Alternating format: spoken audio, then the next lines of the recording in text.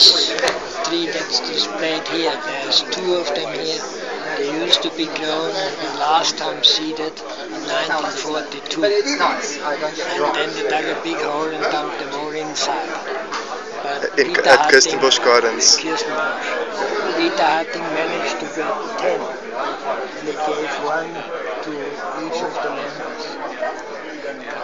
This one was given to Bob Richards, and he was growing trees on because he's happy.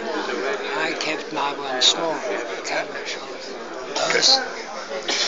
Those trees of identical age. They are the same age. Okay. So they can be older than 1942, but not younger.